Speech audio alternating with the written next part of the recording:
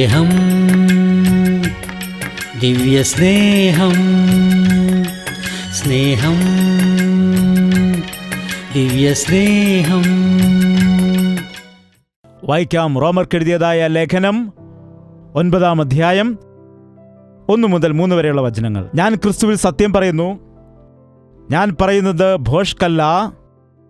എനിക്ക് വലിയ ദുഃഖവും ഹൃദയത്തിൽ ഇടവിടാതെ നോവും ഉണ്ട് എന്നു എൻ്റെ മനസ്സാക്ഷി എനിക്ക് പരിശുദ്ധാത്മാവിൽ സാക്ഷിയായിരിക്കുന്നു.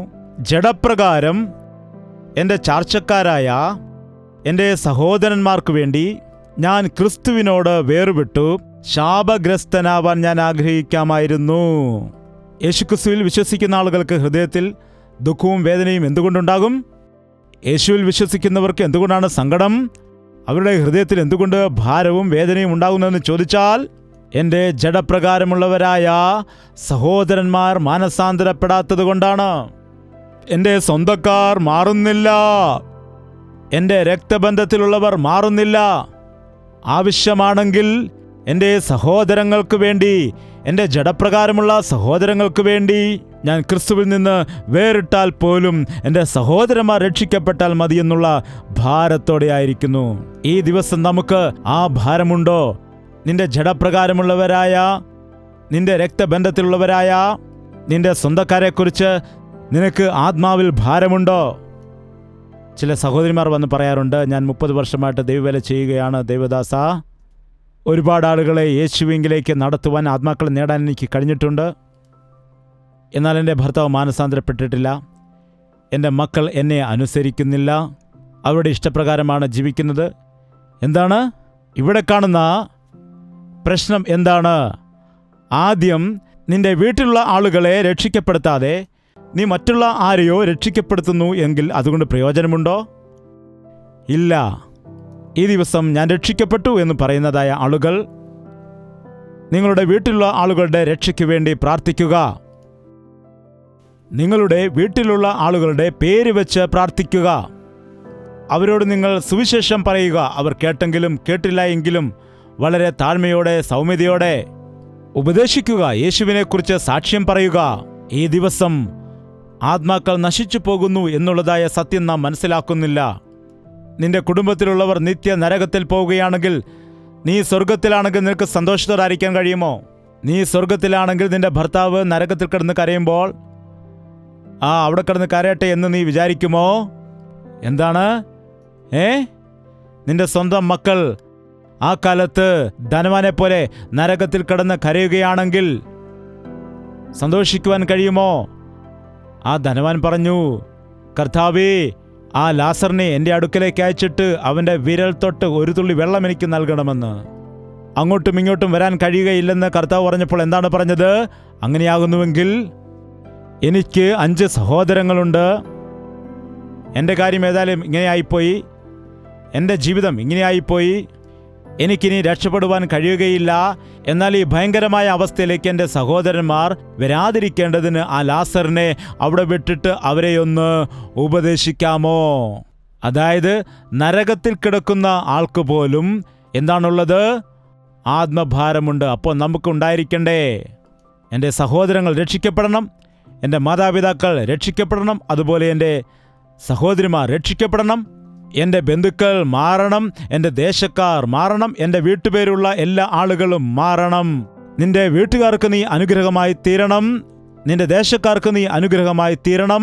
ഈ ദിവസം അങ്ങനെ ഭാരമുള്ളതായ ക്രിസ്ത്യാനികളെ കാണുന്നില്ല. പൗലോസ് പറയുന്നു, എൻ്റെ സഹോദരങ്ങൾക്ക് വേണ്ടി എൻ്റെ ഹൃദയത്തിൽ വേദനയുണ്ട്, ഭാരമുണ്ട്. വായിക്കാം ഫിലിപ്പിയർക്കെഴുതിയ ലേഖനം 3-ാമത്തെ അധ്യായം 18-ാമത്തെ വാക്യം. ഞാൻ പലപ്പോഴും നിങ്ങളോട് പറഞ്ഞതുപോലെ അനേകർ ക്രിസ്തുവിൻ്റെ ക്രൂശിന് ശത്രുക്കളായി നടക്കുന്നു എന്ന് ഇപ്പോൾ കരഞ്ഞും കൊണ്ട് പറയുന്നു. അവരുടെ അവസാനം നാശം, അവരുടെ ദൈവം വയറു, ലജ്ജയായതിൽ അവർക്ക് മാനം തോന്നുന്നു. അവർ ഭൂമിയിലുള്ളത് ചിന്തിക്കുന്നു. അനേകർ യേശുവിൻ്റെ ക്രൂശിന് ശത്രുക്കളായി നടക്കുകയാണ്. ക്രൂശിന്റെ സുവിശേഷം പറയേണ്ടതായ ആളുകൾ ക്രൂശിന് ശത്രുക്കളായി നടക്കുകയാണ്. ക്രിസ്തുവിന്റെ നാമത്തെ പ്രസംഗിക്കേണ്ടുന്ന ആളുകൾ ക്രിസ്തുവിന്റെ നാമത്തിന് ലജ്ജ വരുത്തുന്നവരായി മാറുന്നു. ഇവരുടെ കാര്യങ്ങളെക്കുറിച്ച് അനേക പ്രാവശ്യം നിങ്ങളോട് പറഞ്ഞിരുന്നു. ഇപ്പോൾ എങ്ങനെയാണ് പറയുന്നത്? കരഞ്ഞുകൊണ്ട് പറയുകയാണ്. ആരെങ്കിലും നന്നായില്ലെങ്കിൽ നിങ്ങൾക്കെന്താണ്? അതാണ് ഭാരം. കുഞ്ഞിന് പരിക്ക് പറ്റിയാൽ അമ്മ എന്തിനാണ് കരയുന്നത്? പറയൂ, അമ്മ എന്തിന് കരയുന്നു? മകനെ ആരെങ്കിലും വഴക്ക് പറഞ്ഞാൽ നീ എന്തിനാണ് ദുഃഖിക്കുന്നത്? എന്താണ്? സ്നേഹം. ക്രിസ്തുവിന്റെ സ്നേഹത്താൽ നിറയപ്പെട്ടവൻ നശിച്ചു പോകുന്ന ആളുകളെ കണ്ട് സന്തോഷിക്കില്ല, കണ്ണുനീരൊഴുക്കും. അവരുടെ വയറാകുന്നു അവരുടെ ദൈവം, അവരുടെ അന്ത്യം നാശമാകുന്നു. അവർ ചെയ്യുന്ന കാര്യങ്ങൾ ഓർത്താൽ നമുക്ക് ലജ്ജയുണ്ടാകുന്നു. ഭൗതികമായ വിഷയങ്ങളെക്കുറിച്ച്, കള്ളപ്രവാചകന്മാരെക്കുറിച്ചാണ് ഇവിടെ പറയുന്നത്, ദുരുപദേശക്കാരെക്കുറിച്ചാണ് പറയുന്നത്. എനിക്കെന്താണ് എന്ന് വിചാരിച്ചാൽ ഒരിക്കലും ശരിയാവുകയില്ല. ഈ കാലത്ത് ദൈവദാസന്മാർക്ക് വേണ്ടി നിങ്ങൾ പ്രാർത്ഥിക്കണം, ഒരിക്കലും മറക്കരുത്. എനിക്ക് വേണ്ടി പ്രാർത്ഥിക്കണമെന്ന് എപ്പോഴും ഞാൻ പറയാറുള്ളതാണ്. ഇന്ന് ദൈവദാസന്മാരുടെ സ്ഥിതിഗതികൾ വളരെ ശോചനീയമാണ്. ആരാണ് യഥാർത്ഥ ദൈവദാസൻ, ആരാണ് യഥാർത്ഥമല്ലാത്തതെന്ന് അറിയാൻ കഴിയുന്നില്ല. ആരാണ് വഴി തെറ്റുന്നത്, ആരാണ് യഥാർത്ഥമായ പാതയിൽ പോകുന്നതെന്നും അറിയാൻ കഴിയില്ല. നാം ട്രെയിനിൽ പോകുന്ന സമയത്ത്, നമ്മൾ വിജയവാഡയ്ക്ക് പോവുകയാണെങ്കിൽ നിങ്ങൾ ട്രെയിനിൽ പോകുന്ന സമയത്ത് ട്രെയിനിൽ പോയിക്കൊണ്ടേയിരിക്കുന്നു, ടക ടക ടക ടക ടകടാന്ന് പോയിക്കൊണ്ടിരിക്കുന്നു. ഈ ട്രാക്കിൽ നിന്ന് ആ ട്രാക്കിലേക്ക് മാറും. എപ്പോഴാണത് മാറിയെന്ന് നമുക്കറിയാൻ കഴിയില്ല. ഈ ട്രാക്കിൽ നിന്ന് ആ ട്രാക്കിലേക്ക് എപ്പോൾ പോയെന്ന് അറിയാൻ കഴിയില്ല. അത് ട്രാക്ക് മാറിയിട്ടും മുൻപോട്ട് പോയിക്കൊണ്ടേയിരിക്കും, എന്നാൽ അതിൻ്റെ റൂട്ട് മാറിപ്പോയിരിക്കുന്നു. അങ്ങനെ ഈ കാലത്ത് ചില ദൈവദാസന്മാർ വിശ്വാസത്തോടുകൂടി അവർ ആരംഭിച്ച്, ലക്ഷ്യം കണ്ടുകൊണ്ട് ആരംഭിച്ച്, അവർ ലക്ഷ്യം തെറ്റിപ്പോയിരിക്കുന്നു. അവരുടെ വഴി മാറിയിരിക്കുന്നു. ഭൗതിക വിഷയങ്ങളുടെ മേൽ അവർ മനസ്സ് വച്ചിരിക്കുകയാണ്. ഭൗതിക കാര്യങ്ങളെക്കുറിച്ച് മാത്രമാണ് അവർ പ്രസംഗിക്കുന്നത്. ഇപ്പോൾ മനുഷ്യർക്ക് ഇഷ്ടമുള്ള പ്രസംഗങ്ങൾ എന്താണെന്ന് വെച്ചാൽ, നിങ്ങൾക്ക് കടബാധ്യതയുണ്ടോ? നിങ്ങളുടെ കടബാധ്യത മാറിപ്പോകട്ടെ. എന്താണ്? ഭൗതികമായ അനുഗ്രഹങ്ങളെക്കുറിച്ച് മാത്രം പ്രസംഗിക്കുന്നു. Prosperity preachers. അവർ ലോകത്ത് കോടീശ്വരന്മാരായി ജീവിക്കുന്നു. അവർ അനുകൂലമായ പ്രസംഗങ്ങൾ ചെയ്യാനിടയാകും. ലോകപ്രകാരമുള്ള ഭൗതികമായിട്ടുള്ളതായ അനുഗ്രഹങ്ങളെ കുറിച്ചായിരിക്കും അവർ പ്രസംഗിക്കുന്നത്. ആ അഭിവൃദ്ധിയെ പ്രാപിക്കും അവർ. അത് ഇവർക്ക് അനുഗ്രഹമായി തീരും. അങ്ങനെ കോടീശ്വരന്മാരായി തീരും. എന്നാൽ ആത്മാക്കൾ സ്ഥിരമായിട്ട് നിൽക്കുന്നില്ല. ആത്മാക്കൾ രക്ഷിക്കപ്പെടുന്നില്ല. അവരുടെ അന്തം നാശമായിരിക്കും. അവരുടെ ദൈവം അവരുടെ വയറായിരിക്കും. എത്ര കഴിച്ചാലും അവർക്ക് തൃപ്തി ഉണ്ടാകില്ല. എത്ര സമ്പാദിച്ചാലും തൃപ്തി ഉണ്ടാകില്ല. എപ്പോൾ നോക്കിയാലും ആഹാരത്തിനു വേണ്ടി വ്യഗ്രത കൂട്ടുന്നവർ, പണത്തിനു വേണ്ടി ആഗ്രഹിക്കുന്നവർ, ലോകപ്രകാരമായ അനുഗ്രഹങ്ങൾക്ക് വേണ്ടി ആഗ്രഹിക്കുന്നവർ. ഒരു വീടുണ്ടെങ്കിൽ തൃപ്തിയാകുമോ? ഒരു വീട് കൂടി വേണം. ഒരു നിലയുണ്ടെങ്കിൽ തൃപ്തിയാകുമോ? മുകളിൽ മറ്റൊരു നില കൂടി വേണം. അതിന് മുകളിൽ ഒന്നുകൂടി കെട്ടണം, അപ്പുറത്ത് മറ്റൊന്ന് പണിയണം. എന്താണ്? ഒരു രീതിയിലുള്ളതായ ബന്ധനത്തിലകപ്പെടുന്നു. പൗലോസ് പറയുന്നു, നിങ്ങൾ യേശുക്രിസ്തുവിനോടുകൂടി ഉയർത്തെഴുന്നേറ്റപ്പെട്ടിരിക്കുന്നു എങ്കിൽ നിങ്ങൾ ഭൂമിയിലുള്ളതിനെക്കുറിച്ച് ചിന്തിക്കാതെ ഉയരത്തിലേക്ക് നോക്കുവീൻ. അവിടെ ക്രിസ്തു സിംഹാസനത്തിലിരിക്കുന്നു, അവിടേക്കാണ് ഞാൻ പോകേണ്ടത് എന്ന് ലക്ഷ്യമുള്ള വ്യക്തി ഈ ലോകത്തിൽ ഒരു യാത്രികനെ പോലെ ആയിരിക്കും. പൗലോസ് പറയുന്നു, ദുരുപദേശക്കാർ, യേശുവിന്റെ ക്രൂശിന്റെ ശത്രുവായി നടക്കുന്ന വ്യക്തികൾ, യേശുവിന്റെ നാമത്തിന് ലജ്ജ വരുത്തുന്നതായ ആളുകളെക്കുറിച്ച് ഉള്ള ഭാരം എൻ്റെ മേലുണ്ട്. അപ്പോസ്തല പ്രവർത്തികൾ 20-ാം അധ്യായം 30-31 വാക്യങ്ങൾ. 29 വായിക്കാം. ഞാൻ പോയ ശേഷം ആട്ടിൻകൂട്ടത്തെ ആദരിക്കാത്ത കൊടിയ ചെന്നായ്ക്കൾ നിങ്ങളുടെ ഇടയിൽ കടക്കുമെന്ന് ഞാൻ അറിയുന്നു. അവർ ആട്ടിൻകൂട്ടത്തെ ആദരിക്കില്ല. വളരെ വിശ്വാസത്തോടുകൂടി സഭയെ ഒരുക്കിയെടുത്തതിന് ശേഷം, ജനത്തെ ഒരുക്കിയെടുത്തതിന് ശേഷമായിട്ട് അവരെ വിട്ടിട്ട് പോകേണ്ടതായിട്ട് വരുമ്പോൾ അവർക്ക് മുന്നറിയിപ്പ് കൊടുക്കുകയാണ്, ജാഗ്രത.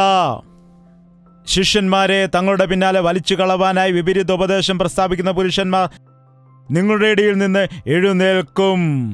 അതുകൊണ്ട് ഉണർന്നിരിപ്പീൻ. ഞാൻ 3 സംവത്സരം രാപ്പകൽ ഇടവിടാതെ കണ്ണുനീർ വാർത്തും കൊണ്ട്. ആർക്കു വേണ്ടിയാണ്? എല്ലാ സഭക്കാർക്കുമാണോ? എല്ലാ സഭക്കാർക്കും വേണ്ടിയല്ല. എല്ലാ മനുഷ്യർക്കും വേണ്ടി ഓരോരുത്തന് ബുദ്ധി പറഞ്ഞു തന്നത്. എങ്ങനെയുള്ള ദൈവദാസനാണ് നോക്കുക. ഇങ്ങനെയായിരിക്കണം യഥാർത്ഥമായ ദൈവദാസന്മാർ. എത്ര വലിയ ദൈവദാസനാണ്! 3 വർഷങ്ങൾ അത് രാത്രിയും പകലുമായിട്ട് കണ്ണുനീരൊഴുക്കിക്കൊണ്ട് എല്ലാ വിശ്വാസികൾക്കും വേണ്ടി ഓരോരുത്തരെയും വഴക്കു പറഞ്ഞു എന്നല്ല ഉള്ളത്. എന്താണുള്ളത്? ബുദ്ധി പറഞ്ഞു തന്നത്. ബുദ്ധി പറഞ്ഞത് ഞാൻ എന്താണ് നിങ്ങൾക്ക് ബുദ്ധി ഉപദേശിച്ചു തന്നത്, നിങ്ങൾ അത് ഓർത്തുകൊള്ളുവീനെന്ന്. എത്ര ഭാരമാണ് നോക്കുക. എൻ്റെ മക്കൾ, ഞാൻ പോയി കഴിഞ്ഞാലും വഞ്ചിതരായി പോകരുത്. ബുദ്ധിയുള്ളവരായിട്ട് വിവേകമുള്ളവരായിട്ട് ജീവിക്കണം. ദുരുപദേശത്തിൽ അകപ്പെട്ട് വീണുപോകാൻ ഇടയാകരുത്. ചെന്നായ്ക്കളുടെ ഇടയിൽ അകപ്പെട്ടു പോകരുത് എന്ന് ഓരോരോ മനുഷ്യരെയും ഓരോരോ വ്യക്തികളെയും ഉപദേശിക്കുകയാണ്. നോക്കൂ, ഒരു ഡോക്ടറുടെ കാര്യമെടുത്താൽ ഒരു രോഗിയെ പരിശോധിക്കുമ്പോൾ ഓരോരുത്തരെ നോക്കുമോ അതോ എല്ലാവരെയും കൂട്ടിയിട്ട് മരുന്ന് കൊടുക്കുമോ? എല്ലാ കൂട്ടരെയും വിളിച്ചിട്ട് കൈ ഇങ്ങനെ പിടിച്ചിട്ട് ഗുളിക കൊടുത്തിട്ട് പോകുമോ? എന്താണ് പറയൂ. അടുത്ത് നിൽക്കുന്നവരുടെ കയ്യിൽ പിടിക്കുക, അവരുടെ തലയിൽ നിങ്ങളുടെ കൈ വെച്ചിട്ട് പ്രാർത്ഥിക്കാനാണ് പറയുന്നത്. അതുപോലെ തന്നെ ഒരു തവണ ഗോദാവരിയിൽ കൃഷ്ണ നദിയിൽ സ്നാനപ്പെടുത്തുന്ന സമയത്ത് 1, 2, 3 എന്ന് പറഞ്ഞിട്ട് ഒരുമിച്ച് എല്ലാവരും മുങ്ങാനാണ് പറയുന്നത്. വെള്ളത്തിൽ മുങ്ങിയാൽ സ്വർഗത്തിൽ പോകുമെങ്കിൽ പോത്തുകളെല്ലാം സ്വർഗത്തിൽ പോകാനിടയാകുമല്ലോ. എന്താണ് ചിന്തിക്കുക? വെള്ളത്തിൽ മുങ്ങുന്നത് ഒരു സാദൃശ്യമാണ്, അല്ലാതെ അതൊരു വലിയ ആചാരമേ അല്ല. ബുദ്ധി ഉപദേശിച്ചു കൊടുക്കണം. ഓരോരുത്തരെ സ്നാനപ്പെടുത്തുന്നതായ സമയത്ത് ഓരോരുത്തരോടും ഞാൻ പ്രത്യേകിച്ച് ചോദിക്കാനിടയാകും. എന്തിനു വന്നുവെന്ന് ഞാൻ ചോദിക്കും. സ്നാനപ്പെടാനാണെന്ന്. എന്തിനാണ് സ്നാനപ്പെടുന്നത്? ഹീ എന്നല്ല, എന്തിനാണ്? ചിലർ പറയും സ്വർഗത്തിൽ പോകാനാണെന്ന്. എങ്കിൽ ഇപ്പോൾ വരെ എന്തുകൊണ്ട് എടുത്തില്ല നീ? അത് പിന്നെ അത് പിന്നെ നിന്റെ പാപമെല്ലാം നീ ഉപേക്ഷിച്ചോ? ഉപേക്ഷിച്ചു. ഏറ്റുപറഞ്ഞിരുന്നോ? ഏറ്റുപറഞ്ഞു. നിന്റെ മനസ്സ് മനുഷ്യരുമായും ദൈവവുമായിട്ട് നിരപ്പ് പ്രാപിച്ചോ? നിരപ്പ് പ്രാപിച്ചു. വാഗ്ദത്തം പ്രാപിച്ചോ? പ്രാപിച്ചു. ഇപ്പോൾ യൗവനപ്രായത്തിൽ നീ സ്നാനപ്പെടുകയാണെന്ന് പറയുന്നു. നാളെ നിന്റെ ജീവിതത്തിൽ ലോകത്തിന്റെ ആകർഷണം വന്നാൽ, നിന്റെ വിവാഹം കഴിഞ്ഞിട്ട് നിന്റെ പാർട്ണർ നിന്നെ നിർബന്ധിക്കുകയാണെങ്കിൽ, പിന്നെ യേശുവിനെ ഉപേക്ഷിച്ചിട്ട് ലോകത്തിലേക്ക് നീ തിരിയുമോ? അറിയില്ല എന്ന് പറയുകയാണെങ്കിൽ നീ ഇറങ്ങിപ്പോകാൻ ഞാൻ പറയും. എന്താണ്? എത്ര വലിയ ശോധനകൾ വന്നാലും, എത്ര പ്രതികൂലം വന്നാലും ജീവിതാവസാനം വരെ യേശുവിൻ്റെ സാക്ഷിയായിട്ട് ജീവിക്കുമോ? ചിലർ പറയും. പറയണ്ട, നീ വായി തുറന്നിട്ട് വ്യക്തമായിട്ട് പറയണം. സാക്ഷിയായി ജീവിക്കുമെന്ന് പറയണം. അപ്പോഴാണ് പിതാവിൻ്റെയും പുത്രൻ്റെയും പരിശുദ്ധാത്മാവിൻ്റെയും നാമത്തിൽ നീ പറഞ്ഞതായ സാക്ഷ്യം അനുസരിച്ച് സ്നാനപ്പെടുത്തുന്നത്. 1 കൊരിന്ത്യർക്ക് എഴുതിയ ലേഖനം 1-ാം അധ്യായം 11-ാം വാക്യം വായിക്കുന്നു. സഹോദരന്മാരെ, നിങ്ങളുടെ ഇടയിൽ പിണക്കം ഉണ്ട് എന്ന് ക്ലോവയുടെ ആളുകളാൽ എനിക്ക് അറിവ് കേട്ടിരിക്കുന്നു. നിങ്ങൾ ഒരുത്തൻ ഞാൻ പൗലോസിന്റെ പക്ഷക്കാരൻ, ഞാൻ അപ്പൊല്ലോസിന്റെ പക്ഷക്കാരൻ, ഞാൻ കേഫാവിന്റെ പക്ഷക്കാരൻ, ഞാൻ ക്രിസ്തുവിന്റെ പക്ഷക്കാരൻ എന്നിങ്ങനെ പറയുന്നു പോൽ ക്രിസ്തു വിഭാഗിക്കപ്പെട്ടിരിക്കുന്നുവോ? പൗലോസ് നിങ്ങൾക്ക് വേണ്ടി ക്രൂശിക്കപ്പെട്ടുവോ? അല്ല, പൗലോസിന്റെ നാമത്തിൽ നിങ്ങൾ സ്നാനമേറ്റുവോ? എന്റെ നാമത്തിൽ ഞാൻ സ്നാനം കഴിപ്പിച്ചുവെന്ന് ആരും പറയാതെ വണ്ണം ക്രിസ്പോസിനെയും ഗായോസിനെയും ഒഴികെ നിങ്ങളിൽ ആരെയും ഞാൻ സ്നാനം കഴിപ്പിക്കായികയാൽ വേറെ ആർക്കും സ്നാനം കൊടുത്തിട്ടില്ല. 2 പേരെ മാത്രമേ ഉള്ളൂ. അതുകൊണ്ട് ചെറിയ പാസ്റ്ററല്ലേ? എന്താണ്? സ്നാനപ്പെടുന്നത് അല്ല പ്രധാനപ്പെട്ടത്, സ്നാനം കൊടുക്കുന്നതല്ല പ്രധാനപ്പെട്ടത്. നീ എടുത്തതായ രക്ഷയുടെ അനുഭവം നിലനിർത്തുന്നതാണ് ഏറ്റവും പ്രധാനപ്പെട്ടത്. ഒരു വ്യക്തിയെ ആത്മാവിൻ്റെ പ്രസവവേദനയാൽ പ്രസവിച്ചിട്ട് ആ വ്യക്തിയെ ആത്മാവിൽ പരിപൂർണനാക്കി മാറ്റണം. അതാകുന്നു ഞങ്ങളുടെ ഉദ്ദേശം. ക്രിസ്തുവിൻ്റെ സാക്ഷികളായി നിൽക്കുന്നതായി നിങ്ങളെ ക്രിസ്തുവിൻ്റെ സ്വരൂപത്തിലേക്ക് മാറ്റിയെടുക്കണമെന്ന്, തികഞ്ഞവരായി മാറ്റിയെടുക്കേണ്ടതിന്, ആത്മാക്കളെ നേടുന്നവരായി മാറ്റിയെടുക്കുവാൻ, നിങ്ങളുടെ ഭവനക്കാരെ നിങ്ങൾ രക്ഷിച്ചെടുക്കേണ്ടതിന് വേണ്ടി, നിങ്ങളെ ക്രിസ്തുവിൽ തികഞ്ഞവരാക്കി മാറ്റേണ്ടതിനായി ഒരേ ഒരു ആശ മാത്രമേ ഉള്ളൂ. ഈ ദിവസം അങ്ങനെയുള്ള ഭാരം വളരെ കുറച്ചു പേർക്കേ ഉള്ളൂ. 1-ാം ഭാരം സുവിശേഷ ഭാരം, 2-ാം ഭാരം ക്രിസ്തുവിൻ്റെ സാദൃശ്യത്തിൽ വരുന്നതിന്, 3-ാം ഭാരം ജഡപ്രകാരമുള്ളവരായ സഹോദരങ്ങളുടെ രക്ഷ, 4-ാം ഭാരം ഉപദേശകന്മാർ മാറണം. ഉപദേശകന്മാർക്ക് വേണ്ടി നാം എന്തു ചെയ്യണം? നാം പ്രാർത്ഥിക്കണം. ദുരുപദേശം ചെയ്യുന്നവർ അനേകർ അന്ത്യകാലത്ത് ഇറങ്ങിവരും. രക്ഷയുടെ സുവിശേഷത്തെക്കുറിച്ച് പ്രസംഗിക്കാതെ ആത്മീയ അഭിവൃദ്ധിയെക്കുറിച്ച് പ്രസംഗിക്കാതെ, ഹൃദയശുദ്ധിയെക്കുറിച്ച് പ്രസംഗിക്കാതെ, ലോകപ്രകാരമായ നന്മകളെക്കുറിച്ച് മാത്രം പ്രസംഗിക്കുന്നവരായ, ശാരീരിക സൗഖ്യത്തിന് മാത്രം പ്രാധാന്യം കൊടുക്കുന്നതായ ഉപദേശകന്മാർ, ഇവരെക്കുറിച്ച് നാം ജാഗ്രതയോടെ ആയിരിക്കണം. യേശുവിൻ്റെ നാമത്തിൽ സൗഖ്യമുണ്ട്, എന്നാൽ സൗഖ്യത്തിന് വേണ്ടിയല്ല നാം യേശുവിനെ വിശ്വസിക്കുന്നത്. യേശുവിൻ്റെ നാമത്തിൽ സാമ്പത്തിക അനുഗ്രഹമുണ്ട്, എന്നാൽ സാമ്പത്തിക അഭിവൃദ്ധിക്ക് വേണ്ടിയല്ല യേശു വിശ്വസിക്കുന്നത്.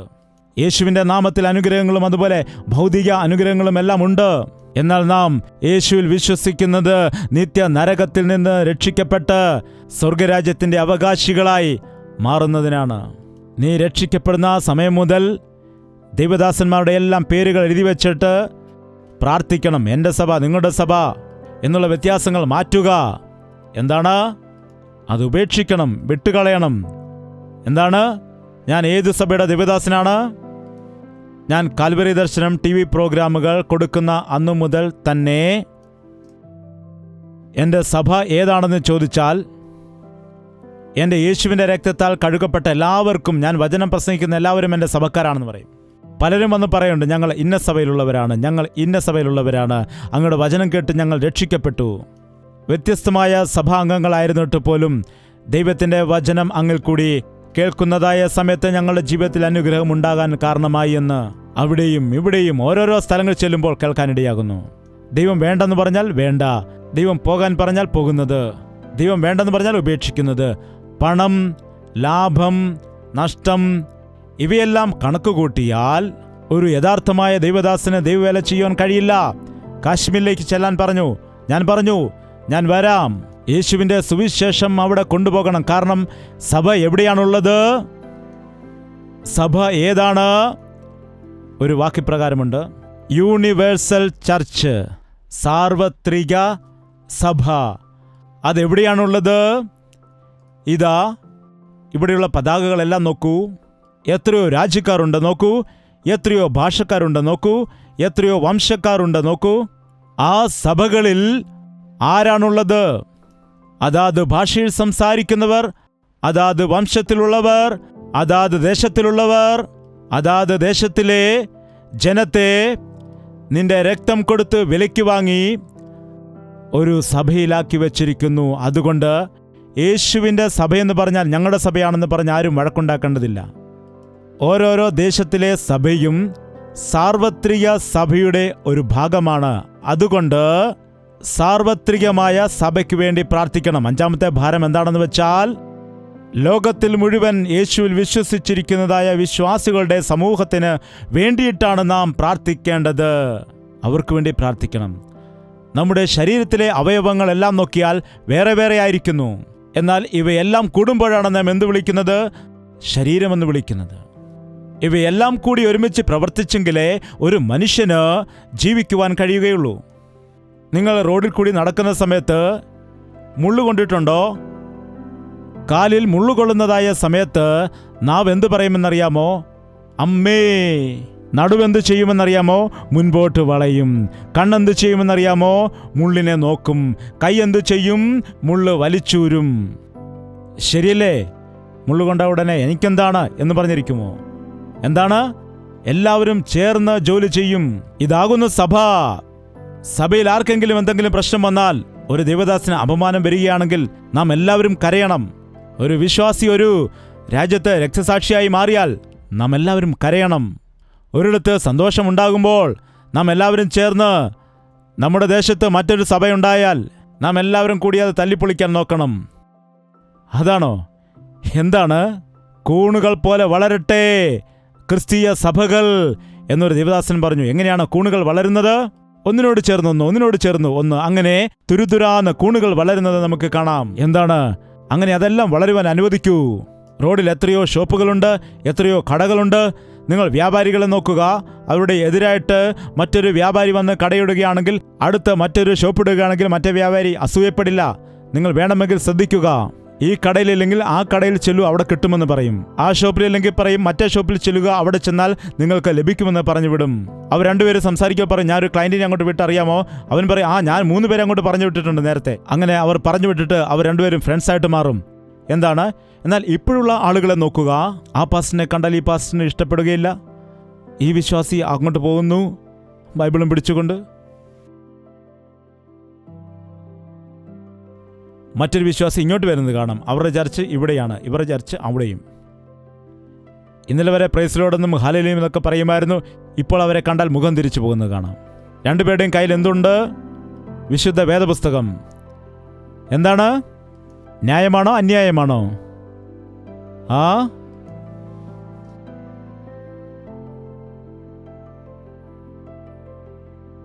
നിന്നെപ്പോലെ നിന്റെ അയൽക്കാരനെയും സ്നേഹിക്കുവാൻ കർത്താവ് പറഞ്ഞപ്പോൾ, നിനക്ക് ബന്ധമില്ലാത്ത മറ്റൊരുവിനെ സ്നേഹിക്കാൻ പറഞ്ഞപ്പോൾ, നിനക്ക് ദോഷം ചെയ്യുന്ന നിന്റെ ശത്രുവിനെ സ്നേഹിക്കുവാൻ വേണ്ടി കർത്താവ് കൽപ്പന പറഞ്ഞിരിക്കുമ്പോൾ, ക്രിസ്തുവിനെ അംഗീകരിച്ച മറ്റൊരു വിശ്വാസിയെ കാണുമ്പോൾ ഒരു വിശ്വാസി സംസാരിക്കുന്നില്ല എങ്കിൽ, സ്നേഹിക്കുന്നില്ല എങ്കിൽ സ്വർഗമുണ്ടെന്നാണോ പറയുന്നത്? അവൻ സ്വർഗത്തിൽ പോയിട്ട് കസേര അങ്ങോട്ട് മാറ്റിയിട്ടിരിക്കുമെന്നാണോ? ഈ സഭക്കാർ അവിടെ, ആ സഭക്കാർ ഇവിടെ എന്ന് പറഞ്ഞ് ബോർഡ് വെച്ചിട്ടാണോ സ്വർഗത്തിൽ പോയി അവർ ഇരിക്കുന്നത്? കാൽവരി സഭക്കാർ ഇവിടെ കാണുകയില്ല. എന്താണ്? അവിടെ എല്ലാവരും ഒരുപോലെയാണ്, ഒരുമിച്ചാണ് ജീവിക്കുന്നത്. സാർവത്രികമായ സഭയെക്കുറിച്ചുള്ള ഭാരം നമ്മുടെ ഇടയിൽ ഇന്നില്ല. അവരവരുടെ സാമ്രാജ്യങ്ങൾ പണിയാൻ വേണ്ടിയാണ് ആഗ്രഹിക്കുന്നത്. ദൈവത്തിൻ്റെ രാജ്യം പണിയാൻ അവർക്ക് ആഗ്രഹമില്ല. ഓരോരോ ദൈവദാസന്മാർ അവരവരുടെ സാമ്രാജ്യത്തെക്കുറിച്ച് ആഗ്രഹിക്കുകയാണ്, അല്ലാതെ സകല ജനത്തോടും സുവിശേഷം പ്രസംഗിക്കുവാൻ ആഗ്രഹമുള്ള വ്യക്തികളായിട്ട് കാണുന്നില്ല. അതുകൊണ്ടാണ് ഭാരതം നോക്കുമ്പോൾ ഇത്രയും കാലമായി സുവിശേഷം വന്നിട്ടും ഇപ്പോഴും 2.5% മാത്രമേ ഉള്ളൂ. കൂടി വന്നാൽ 4%. അതിനേക്കാൾ കൂടുതൽ ഒന്നും തന്നെയില്ല. കാരണം എന്താണ്? നമ്മൾ ഒരേ ശരീരത്തിൻ്റെ അവയവങ്ങളായിരിക്കുന്നു എന്നുള്ള കാര്യം മറന്നു പോകുന്നു. ഈ ദിവസം മുതൽ നീ യഥാർത്ഥമായും യേശുവിൻ്റെ രക്തത്താൽ കഴുകപ്പെട്ടവനാണ് എങ്കിൽ, നീ വിശ്വാസിയാണെങ്കിൽ, നിന്റെ സകല പാപങ്ങളും ഏറ്റുപറഞ്ഞുപേക്ഷിച്ച വ്യക്തിയാണെങ്കിൽ, നീ തീർച്ചയായും സുവിശേഷത്തെക്കുറിച്ചുള്ള ഭാരത്തോടെ, ക്രിസ്തുവിൻ്റെ സാദൃശ്യത്തിൽ അനേകർ മാറപ്പെടണമെന്നുള്ള ഭാരത്തോടെ, ബന്ധുക്കാരായവർ, രക്തബന്ധത്തിലുള്ളവർ മാറണമെന്നുള്ള ഭാരത്തോടുകൂടി, ഉപദേശകന്മാർ സദുപദേശം ചെയ്യുന്നവരായി തീരണമെന്നും ഉള്ളതായ ഭാരത്തെയും, സുവിശേഷം നല്ലവണ്ണം വ്യാപരിക്കണമെന്നുള്ള ഭാരത്തെയും, അതുപോലെ സാർവത്രിക സഭ ലോകം മുഴുവനും ഉള്ളതായ അനേകം ആളുകൾ മാറണം എന്നുള്ളതായ ഭാരത്തെ ഉള്ള വ്യക്തികളായിരിക്കണം. ഇല്ലെങ്കിൽ ശ്രദ്ധിക്കുക, നിങ്ങൾക്ക് ഈ 5 ഭാരങ്ങളും ഇല്ല എങ്കിൽ പിന്നെ നിങ്ങൾക്ക് സാധാരണ ഭാരങ്ങൾ വരും. എന്തൊക്കെയാണത്? കുടുംബഭാരം, കടത്തിൻ്റെ ഭാരം. എന്തൊക്കെയാണ്? ഒരു സഹോദരി പറഞ്ഞു, എനിക്ക് BP ആണെന്ന്. അതെന്താണ്? നിനക്ക് BP ഇല്ലല്ലോ. അത് മറ്റൊന്നുമല്ല, എനിക്ക് ഭർത്താവിനെ പേടിയാണെന്ന്. ഭർത്താവിനെ പേടി എന്ന BP. അതുപോലെ ഭാര്യയെ പേടി എന്നത് അതും BP ആണ്. എന്താണ്? ഭർത്താവിനെ പേടി, ഭാര്യയെ പേടി, അത് BP ആണ്. മക്കളെ പേടി, അതെന്താണ്? അതും മറ്റൊരു BP ആണ്. മക്കളെ പേടി, കടഭാരം, ഇങ്ങനെ അനാവശ്യമായ ഭാരങ്ങളിൽ നാം കുടുങ്ങിപ്പോകും. കാരണം എൻ്റെ രാജ്യവും നീതിയും നിങ്ങൾ ആദ്യം അന്വേഷിക്കുക, അപ്പോൾ ഇവയെല്ലാം ഞാൻ നൽകും. നീതിയും രാജ്യവും ഉപേക്ഷിക്കുകയാണെങ്കിൽ എന്തു തിന്നും എന്തു കുടിക്കും എന്ന് ധരിക്കും എന്നുള്ളതായ ഭാരം നമ്മെ ഞെരുക്കുവാൻ ഇടയാകും. അങ്ങനെ ആത്മീയമായി പരാജയപ്പെട്ടു പോകുവാൻ ഇടയാകും. അതുകൊണ്ട് ഈ ദിവസം നമുക്ക് വിശ്വാസികളായിരിക്കുന്ന എല്ലാവർക്കും ആത്മാക്കളെക്കുറിച്ച് ഭാരമുള്ളവരാകാം. എൻ്റെ വീട്ടുകാരുടെ രക്ഷയ്ക്ക് വേണ്ടി ഭാരമുള്ളവനാകാം. ക്രിസ്തുവിൻ്റെ സാദൃശ്യത്തിലേക്ക് വരണമെന്നുള്ളതായ ഭാരത്തോടെ ആയിരിക്കാം. എൻ്റെ ജീവിതത്തെ പാപഭാരത്തിൽ നിന്ന് കർത്താവ് വിടുവിച്ചതുകൊണ്ട് അവൻ്റെ സുവിശേഷ ഭാരത്തെ ചുമക്കും എന്ന തീരുമാനം എടുക്കാം. ഹല്ലേലൂയ. പ്രാർത്ഥന. ഒരു നിമിഷം കണ്ണുകളെ അടയ്ക്കുക.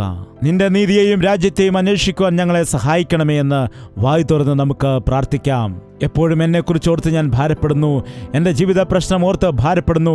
ദൈവത്തിൻ്റെ വിഷയത്തെക്കുറിച്ച് ഭാരമില്ലാത്തതിനാൽ, ദൈവത്തിൻ്റെ സുവിശേഷത്തെക്കുറിച്ചുള്ളതായ ഭാരമില്ലാത്തതിനാൽ എൻ്റെ ഭാരങ്ങൾ എന്നെ മുക്കിക്കളയുന്നു.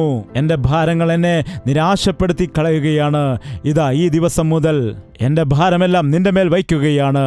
നിന്റെ സുവിശേഷ ഭാരത്തെ ഞാൻ എടുത്തുകൊണ്ട് നിന്നെ ഞാൻ അനുഗമിക്കാം കർത്താവേ എന്ന ദൈവത്തോടൊരു തീരുമാനം എടുക്കുക. 2 കരങ്ങൾ മുകളിലേക്ക് ഉയർത്തി പ്രാർത്ഥിക്കാം. പരിശുദ്ധനായ സ്നേഹമുള്ള പിതാവേ, നിന്റെ രാജ്യത്തെ പണിയുവാൻ ഞങ്ങളെ സഹായിക്കുമാറാകണമേ. നീ വേഗത്തിൽ വരുന്നത് കൊണ്ട് നിന്റെ വരവിൽ എടുക്കപ്പെടുവാൻ ഒരുങ്ങിയിരിക്കുന്ന സഭയിലെ അംഗങ്ങളാക്കി ഞങ്ങളെ മാറ്റണമേ. എപ്പോഴാണോ ഞങ്ങൾ നിന്റെ ഭാരത്തെ ചുമക്കുന്നത്, അപ്പോൾ ഞങ്ങളുടെ ഭാരത്തിൽ നിന്ന് വിടുതൽ ലഭിക്കുമെന്ന്, ഞങ്ങളുടെ സകല പ്രശ്നങ്ങളിൽ നിന്നും വിടുതൽ ലഭിക്കുമെന്ന്, ഞങ്ങളുടെ സകല പ്രതികൂലങ്ങൾക്കും വിടുതൽ ലഭിക്കുമെന്ന് വിശ്വാസം ഞങ്ങൾക്ക് നൽകണമേ. കർത്താവെ, ദുരുപദേശക്കാർ എല്ലാവരും മാറിപ്പോകണം. പരിശുദ്ധാത്മാവിന്റെ പ്രവൃത്തികൾ ശക്തമായി നടക്കണമെന്ന് പ്രാർത്ഥിച്ചുകൊണ്ട് ഉള്ള പ്രാർത്ഥനാ ജീവിതം ഞങ്ങൾക്ക് നൽകണമേ. സാർവത്രിക സഭയായിട്ട് നീ രക്തം കൊടുത്ത് വാങ്ങിച്ച വിശ്വാസികളുടെ കൂട്ടത്തിൽ ഞങ്ങൾ ഒരു ഭാഗമാണെന്ന് മനസ്സിലാക്കി ഐക്യതയോടുകൂടി, വിശ്വാസത്തോടുകൂടി, സ്നേഹത്തോടുകൂടി കർത്താവേ നിന്റെ രാജ്യത്തിനു വേണ്ടി അധ്വാനിക്കുവാൻ സഹായിക്കണമേ എന്ന് യേശുക്രിസ്തുവിന്റെ നാമത്തിൽ അപേക്ഷിക്കുന്നു പിതാവേ. നമ്മുടെ പിതാവായ ദൈവത്തിന്റെ സ്നേഹവും പുത്രനായ യേശുക്രിസ്തുവിന്റെ കൃപയും ആശ്വസിപ്പിച്ച് വഴി നടത്തുന്ന പരിശുദ്ധാത്മാവിന്റെ കൂട്ടായ്മയും സഹവാസവും നാം ഓരോരുത്തരോടും പ്രാർത്ഥിച്ച സകല വിഷയങ്ങളോടും ഇന്നു മുതൽ എന്നേക്കും ഉണ്ടായിരിക്കുമാറാകട്ടെ. ആമേൻ, ആമേൻ, ആമേൻ. യേശുവേ, യേശുവേ, യേശുവേ, യേശുവേ, യേശുവേ, യേശുവേ, യേശുവേ, യേശുവേ. നിന്നെ നിന്നെ എന്നും ഞാൻ സേവിക്കും, നീ മാത്രം രാജാവെന്നും. നിന്നെ നിന്നെ എന്നും ഞാൻ സേവിക്കും, നീ മാത്രം രാജാവെന്നും. യേശുവേ, യേശുവേ, യേശുവേ, യേശുവേ, യേശുവേ, യേശുവേ, യേശുവേ, യേശുവേ, യേശുവേ, യേശുവേ, യേശുവേ.